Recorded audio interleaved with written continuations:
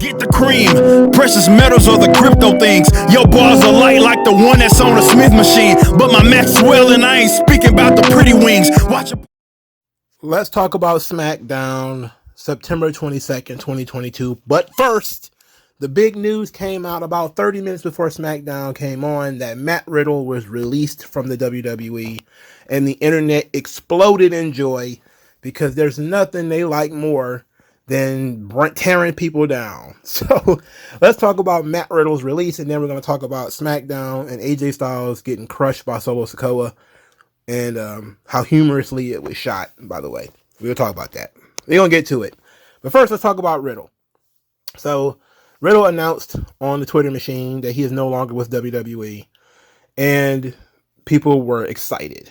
I think one of the people that they talked about repeatedly over the last couple of days that they wanted to see get fired was Matt Riddle. And there's been a lot of different reasons why Riddle was fired. There's people saying, oh, well, he has these dealings with the UFC in the past, and that's the reason that people want Matt Riddle fired. I don't think it has anything to do with it. Some people are saying, well, he didn't show up on Raw, even though they say he had an inner ear infection or that he was sick or whatever the case may be. Some people said that was fake. It was a lie. He wasn't really sick. It was because he was intoxicated in New York, and the whole thing with the cop. I don't know.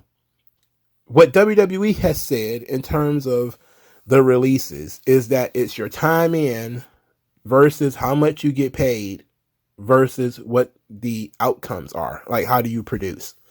And basically they're saying is, if you've been here for a long time, we pay you, and we pay you a lot, and there's no return on investment, we got to release you. Which makes sense, in terms of that's pure business sense. If there was more money going out than coming in, but that's going to be 99% of wrestlers right there. Most wrestlers don't make you any money. Just like most movie stars don't make you any money.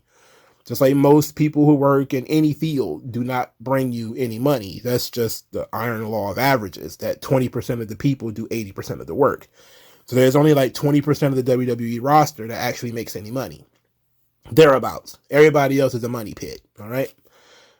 So that excuse doesn't really work.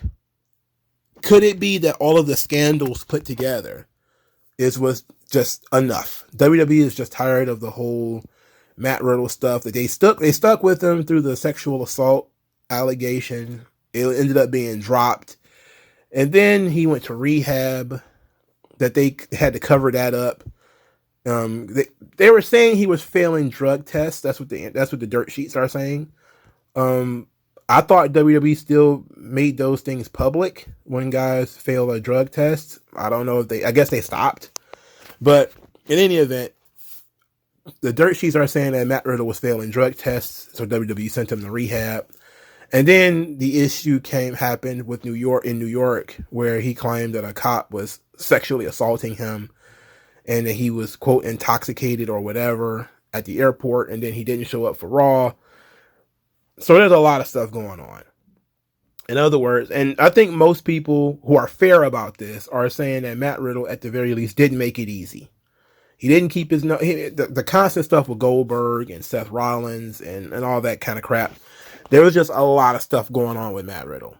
He comes with a lot of baggage. Beefs backstage, bad public relations, just a lot of negativity and stuff around Matt Riddle. Not so much good feelings. And it's not like a guy got in trouble once and then he kept his nose down and that was it, which happens. A lot of wrestlers are going to say dumb things, do dumb things, and then they keep their nose down for a little while and then that's it. But when you got Matt Riddle, who's like over the age of 35, I think he's like 36 or 37. He's only been in the company about 2 years in terms of the main roster. He's not positioned to be a main event talent. Now, he can work main events and he could wrestle for the title. He's a good, solid mid-card act. Then, what are you looking to get out of this? And almost immediately, the idea is that he's going to take his ball and go do porn, which is what some people have been discussed about.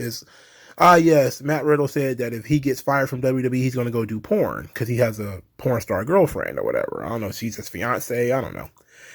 But it's been, I don't care about that. Like, it's very weird. I don't care about that though. You know, the idea that he's gonna run off and do porn is like, so he hangs out with porn stars and stuff all day anyway. Like, he bangs porn stars. Is what he does. But the antics, you know, the constant baggage, the personal drama, yeah, eventually that does wear thin, you know. And some of it is professional, like when Seth Rollins hated him and when Goldberg hated him, and it was funny initially, and then you see that it's constant. It's just over and over and over again. It's different things, you know, from being accused of sexual assault to having a really ugly public divorce, where, you know, they even was able to use that a little bit on television, you know. But after a while, there's certain things that you just can't use, you just can't do. And we don't know what is going to come out of this whole New York thing. And hopefully it's over, but you never know what WWE was told out of that situation, or what else occurred throughout the week that we don't know about. But there's a lot of baggage with Matt Riddle anyway. So getting rid of him is it makes business sense. And while, you know, sometimes you do hate to see the internet win, I actually understand on this one. You know, there was just so much baggage behind Matt Riddle that getting rid of him made perfect sense. Ike Manjiro was also released. There's a bunch of other people that were released from NXT. Ike Manjiro was the only other person that I could think of. The jacket guy, which was humorous. He was a humorous little guy. You know, he's probably gonna make a grip on like GCW shows or something like that, where he's gonna do like comedy wrestling or something. Speaking of where do I think Matt Riddle will go, I think he's a shoe-in for like MLW, or, you know, he's a shoe-in for NWA. If you're a Billy Corgan, you want him. I think that his background with the whole sexual assault stuff is probably gonna make him a no-go for Impact. But you know, I'm pushing everybody towards Impact personally. So he'll probably end up in the NWA or MLW or something like that. All right, let's talk about started the show. He says he's been doing a lot of things since he came back. He went through how he was a referee. Him and the crowd played a little bit, journeyed around the country. But tonight he feels like having a match. He feels like being a competitor. And he says that he wants to fight the Bloodline. He says that he needed a partner. He's found a phenomenal partner. And AJ Styles comes out there, says that the Bloodline wants some, come get some. So Jimmy Uso comes out with Solo. They only tease that they're going to get into a fight before backing off. At this point, Styles and Cena, they go backstage and they tell Adam Pearce, we want to fight these guys, make them fight us. Adam Pearce says, you know, when you're dealing with the Bloodline, it ain't that simple. And everybody's like, wait a minute, aren't you the boss? And he was kind of like, yes, but Paul is, I'll go talk to Paul. So they're looking at each other like, I thought this guy was running the show. Apparently not. Apparently Paul Heyman's running the show. So Adam Pearce, he finds Paul Heyman eventually. Paul Heyman has a black phone now. It's not the red phone anymore. So they talk, but it's not, you don't get to see the verbals of it. Later on, you figure out that Paul Heyman made the deal for the tag team match. It just cannot be tonight. It could be at Fastlane, but it cannot be tonight. So Adam Pearce brings the contract to Paul Heyman to get Jimmy Uso and Solo Sikoa to sign it. Paul has said the match is not happening. Nothing is happening tonight. Well, Jimmy says, look, I'm going to be there. Solo's going to be there. And Jimmy's like, but these things need to have authorization. What about Roman Reigns? And Jimmy says, well, when you talk to him, let me know what he says. And he totters on out. And Paul's like, but authorization. What? Who's giving the orders? Who's giving the orders? And then Solo says, well, look, I'll handle it. And when I'm done with it, there'll be nobody to wrestle us at Fastlane. Then this takes us to a contract signing. We were supposed to have a tag team match tonight. Nope. He ended up with a contract signing. John Cena comes to the ring. He's playing with the crowd again. Backstage, AJ Styles is getting his head dribbled off a metal cart by Jimmy Uso. After this thorough drubbing, he is then rolled to the floor where Solo Sikoa is standing on top of a stack of boxes, and he jumps off presumably onto AJ Styles. Presumably. Clearly he did not jump onto AJ Styles because they didn't shoot it. Instead, they shot Jimmy Uso's reaction with him skinning and grinning out there. And why? Why did they shoot it that way? You know, where the cameraman was, I guess because the cameraman was obstructed by the boxes. Okay. But you get the visual that Solo Sikoa jumped from a high place onto AJ Styles. At that point, the Bloodline is very excited. Well, Jimmy is very excited because they took out AJ Styles. AJ Styles is on a stretcher. They stretcher him out. Carl Anderson is there. So he was present this whole time. And he hasn't been doing anything. And he tells John Cena, look, man, I told AJ not to deal with these Bloodline fellas. And John Cena looked at him like, huh? Shut the door on him. And then in the ring is Heyman, Solo, and Jimmy Uso. Heyman is trying to explain that they got John Cena's signature, but no tag team partner in this here contract. And as he's talking, Jimmy Uso snatched the microphone from Paul and said that if John Cena is as smart and as he says, everyone says he is, he will stay far, far away from the Bloodline. Then Cena came out there to fight them both. He beats him up a little bit, and then he gets overwhelmed. And then for the next 6 minutes, it seemed like Cena is just stomped and splashed and spiked and stomped and stomped and stomped, and nobody did anything. Everybody is waiting for, the crowd is chanting for The Rock, and they're stupid, all right? The Rock's not coming. Everybody knows it was supposed to be LA Knight. That's the general idea, that LA Knight's going to come out there and help John Cena. Get the huge reaction, and, you know, he's going to get taken to the next level. That didn't happen, because nobody came out there, and instead, Cena just got beat to paste. And it lasted forever. I didn't like that. I didn't like that. I didn't like how it lasted so long. Especially when Jimmy Uso was taking his time to get on top of the top rope. It seemed like those were the cues for somebody's music to play. Presumably LA Knight's music to play. Where he would run down to the ring and chase these guys off. But because they were doing everything so slow, it made it seem like they were just kicking his ass at will, you know? And in wrestling, there is a degree where you probably need to do some of that. But at the same time, there needs to be baby faces that come out and help. Somebody should have come out and tried to help. Even if it was like a lower level baby face who gets Samoan spiked or kicked in the throat or something like that. And that was it. Somebody's got to do something. You know, everybody, you got to have security come out there, referees, somebody's got to do something. The idea we're just going to let John Cena just get drubbed like this for 10 minutes, it seemed like, is asinine. You know, that's like robbing a bank in slow motion. Like, we know the cops ain't coming, so we're just going to put the guns to everybody's head. We're going to take time to rob the bank and all of you individually. You know, it's like, no, when you commit a crime, you do it quickly. You know, it would have made sense if it was just like a bunch of security guys came out there and tried to stop it and all this kind of stuff, just so Solo could throw them around. And that's another reason why you needed to have somebody come out there. If Solo is a big dude, he's the beast, right? He's he's kicking over stuff and throwing crates and shit after he injured AJ Styles. That makes sense. You know, he's out of control. That's what you want to have. But you also want to have it that he hates John Cena and there's nothing's going to stop him from getting to John Cena. So now you send out, you know, a bunch of smaller guys, security, referees, or whatever. And Solo just starts pitching them over the top rope, kicking them in the face, spiking them, all this kind of stuff.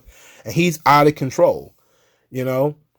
But it saves John Cena from getting his ass beat for 10 minutes and nobody does anything. If you're not going to send somebody out there to, a babyface out there to help, which you should do, which is preferable, the second best thing to do would be to send out fodder that would get between the baby faces and the heel, that the baby face who's the heel that's out of control can kick their asses, still look like a beast. He can still be beating up on somebody. But his anger is being directed somewhere else. So now we can go off screen with Cena being on the ground, but at the very least, he's not being throttled anymore. I don't like that finish. I don't like it. Everything up to that point was fine. All right. Cena and Styles, good tag team idea. It makes sense within story. Jimmy Uso, they're telling the story with him that now he's trying to take over. He's taking charge. So a lot of people who are still questioning, why is Jimmy Uso back with the Bloodline? It's like, well, if you look at pay attention to what's going on. It started out that Jimmy couldn't stand on his own. Now it's that Jimmy is now kind of back into the Bloodline. He's still not taking orders from Roman Reigns. He's still loose cannon doing his own thing. Now he thinks he's got Solo on his side. He's got Solo helping him. So now he's not alone anymore. He feels like he can take charge now. So it makes sense to me.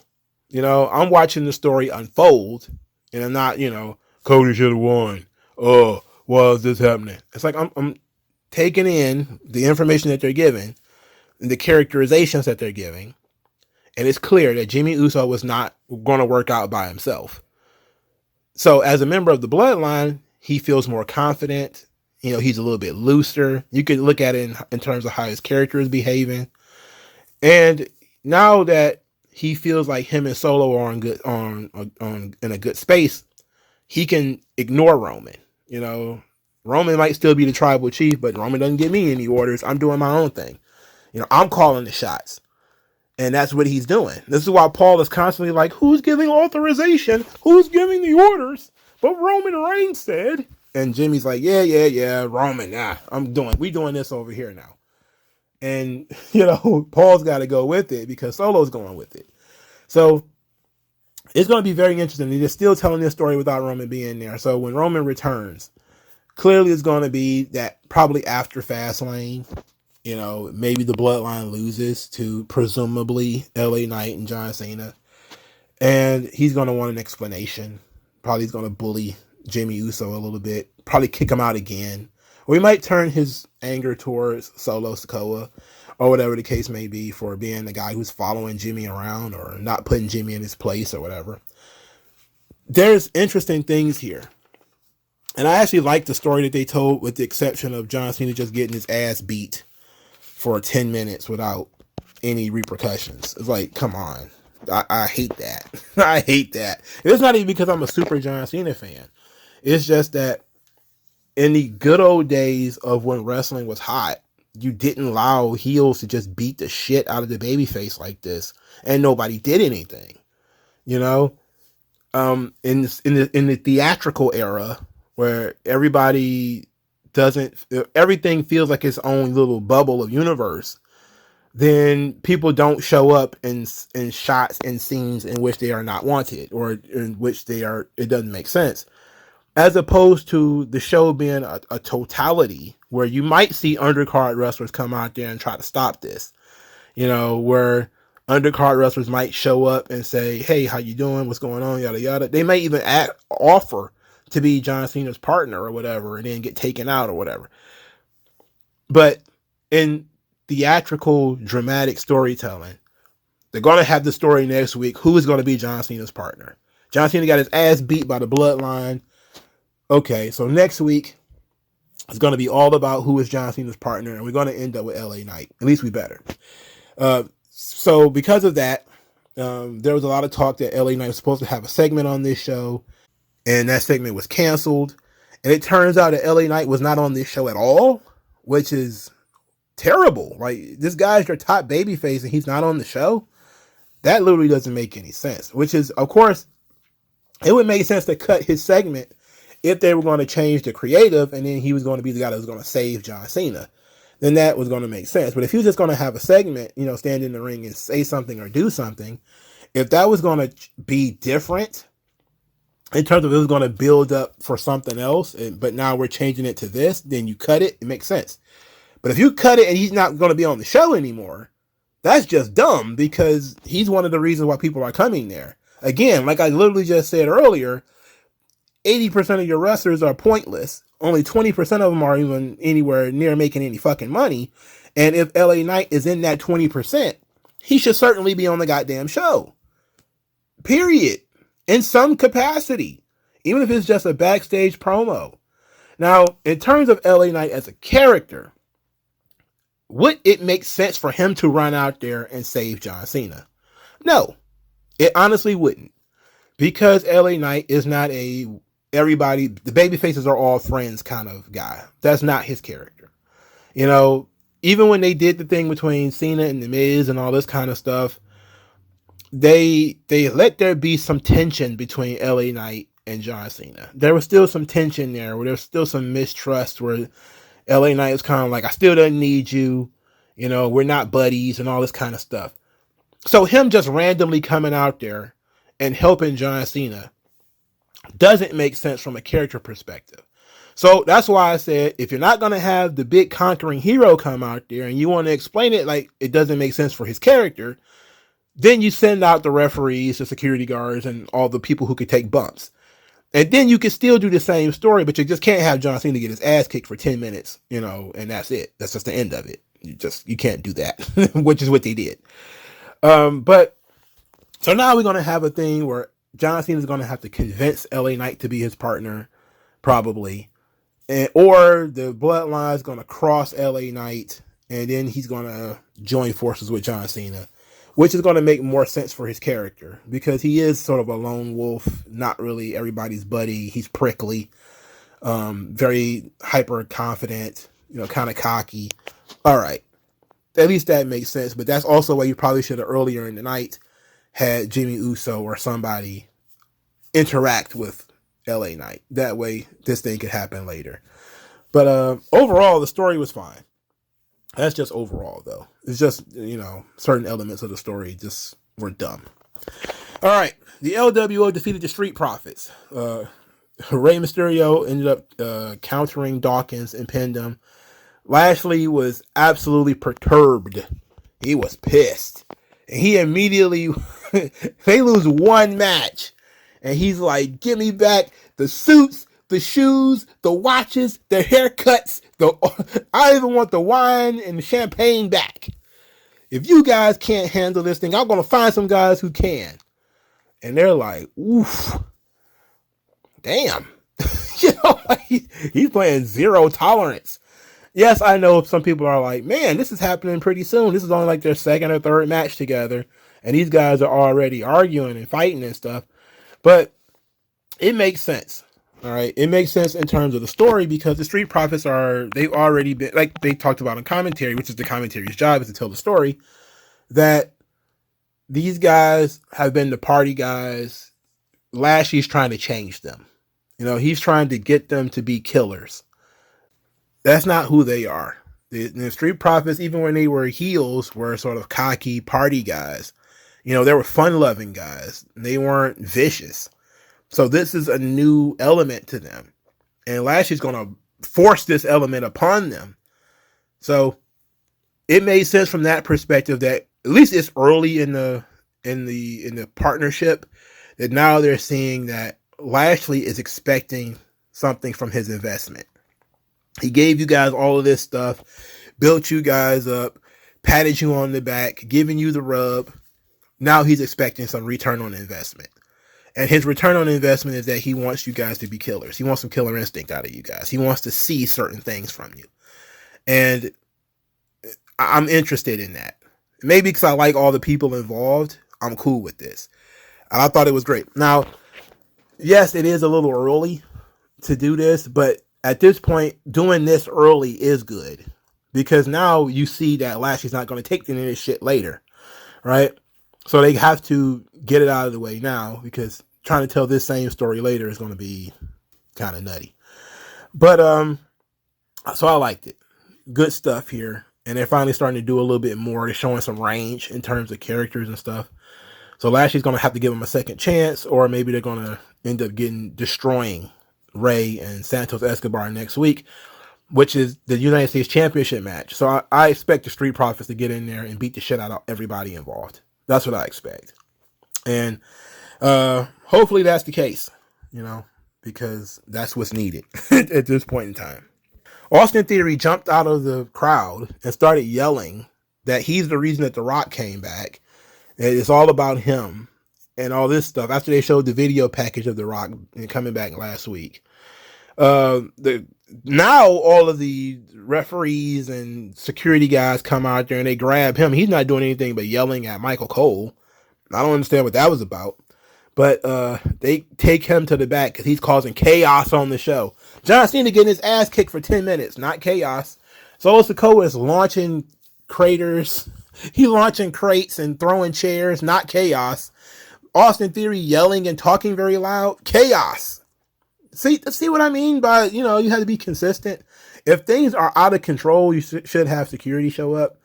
But okay, you want to have Austin Theory, he's out there getting in the face of the commentators for no reason. You want to get him out of here? Okay, fine. But that should also apply when guys are like attacking people from behind, when they're throwing chairs and flipping tables. Yes, you probably need people there to calm the situation down. Anyway, backstage, Austin Theory's feeling himself. He's yelling at Adam Pearce. And then all of a sudden, out of nowhere, here comes Ridge Holland and Butch. Okay. Ridge Holland says that 153 million people watched Austin Theory get beat up by The Rock or get slapped around by The Rock. So they started to argue, in which Grayson Waller appeared, and Grayson Waller said that everybody's jealous of Austin Theory. So Adam Pearce says that, it's a tag team match here. Grayson Waller and Austin Theory versus the Brawling Brutes, Ridge Holland and Butch. And Grayson Waller was like, I actually had plans. He's going to go do something else. But nope, he's got to wrestle a tag team match. And this was our main event. This. Ridge Holland and Butch versus Austin Theory and Grayson Waller. That was our main event. Can you believe that? Can you believe that was the main event? And yet nobody is angry about it because everybody's just talking about all the other stuff that's happening on this show. This was the main event. That's fucking stupid. Ridge Holland bench pressed, I think it was Grayson Waller, didn't he? Oh, he bench pressed Austin Theory. It looked great. Ridge Holland is coming along. I know that he's not everybody's cup of tea, but he's a big guy. He's coming along. I need him to get out of this Brawling Brutes thing, though. I think it's time to end it. Sheamus hasn't been on TV since Edge match anyway. It's kind of time to end the Brawling Brutes. And maybe a natural end to it would be for them to just drift apart. Is it possible for them to just drift apart rather than, they turn on each other? But the Brawling Brutes ended up losing, of course. Austin Theory and Grayson Waller continue to be the perfect tag team. They win and they're undefeated. I know there's a certain YouTuber who was mentioning maybe several months ago that Austin Theory and Grayson Waller should be a tag team. And now that it's happening, everybody sees how great they are together. I just saw the vision. That's all I'm saying. I saw the vision. Anyway, Grayson Waller being involved with Austin Theory's entrance was funny. His head kept going around Austin Theory. It was kind of funny. So these two, they work great together. My idea, of course, was that they would be tag team partners, so that Grayson Waller would kind of be Austin Theory's manager, agent, best friend, or whatever. This works. They're very similar in terms of character, and it just makes sense for them to be together. So this works. I'm cool with this. This is great. I just don't think this was a suitable main event on a SmackDown. Just why? Why was that the main event? So Alba Fire and Isla Dawn, they had a vignette where they talked about the women's tag team titles being cursed. And it says, who could conjure up a spell like that? So they're giving you the idea that Isla Dawn and Alba Fire cursed the tag team titles. That's fun. That's fun. Despite the fact that the curse existed before they won the titles and before they lost that match, it's fun. We're going to go with the tag team titles are cursed storyline. It was cursed by Isla Dawn and Alba Fire. Glad to see these girls aren't getting released. So I can tell you that much. They're at least being used. Well, I shouldn't say they're not going to get released because Mustafa Ali was booked for a pay-per-view and got fired. So there's nobody who's safe here. But they're using them for a storyline that makes sense for their characters that brought them back on TV. I'm good with this. That's good. Asuka versus Io Sky. Really good match. Of course, Charlotte and Bayley and all of them came out on ringside. But the two of these two girls were really good. Asuka is over the age of 40. And she's probably in some of the best shape she's ever been in. She's out there taking hella bumps. She still looks good. The people are still on top for her. They still believe in her. Asuka is one of the greatest wrestlers of all time. She's really good. And Io is really good too. She's coming along. She's a little bit different stylistically from Asuka.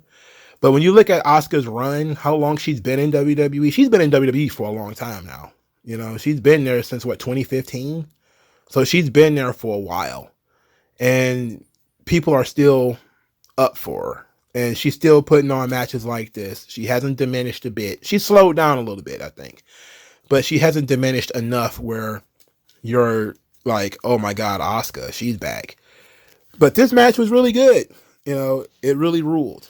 And the finish, I didn't like the finish because it was a distraction finish. Match was going along perfectly fine. Bayley saves Io Shirai by putting her foot on the bottom rope. Charlotte then attacked Bayley. This distracted Asuka, who gets hit with a 619 and a moonsault. So Io wins. So I didn't like the distraction finish, but I did like the match. And I thought it was really good that they told the story that Asuka's submission game is what was the difference. Her being able to lock in this chicken wing or this arm bar or this Kimura. And it was difficult for Io to get out of these situations. That her technique was so much better than Io's. That it took for the outside interference to help Io win. Otherwise, Asuka would have won this match. Great storytelling. Makes perfect sense. But now Charlotte and Bayley are going to wrestle next week. I ain't thrilled about that. Because that's disqualification bait right there. We already know that's disqualification. There ain't nothing happening there but disqualification. Final segment. Pretty Deadly. They're doing a return vignette for Elton Prince. And they're talking about how he was traumatized and has catastrophic injury, which is just a separated shoulder. And they're going to document his road to recovery. So they got him with a shake weight. And I don't know why he has a shake weight, but it's funny because he had a shake weight. He's playing catch with Kit Wilson. Kit Wilson has a stethoscope on Elton Prince's knee, despite the fact that he has a separated shoulder. This was silly. It was super silly. So I'm glad these guys are back on television. So overall, SmackDown was a solid show, really solid. Good match between Io and Asuka. Great angles with Cena and the Bloodline. Just a lot of good things happening, but we got to do something with this whole Brawling Brutes being in the main event thing. I'm not thrilled about that. And then I'm not going to let that get past me either. But next week should be pretty good too. Santos and Ray. It's going to be disqualification probably, but it should be fun. And Charlotte and Bayley also looking like a disqualification. Ought to also be fun. But who's going to be John Cena's partner? Hopefully it's LA Knight. And let me know what you guys think, and I'll talk to you guys later.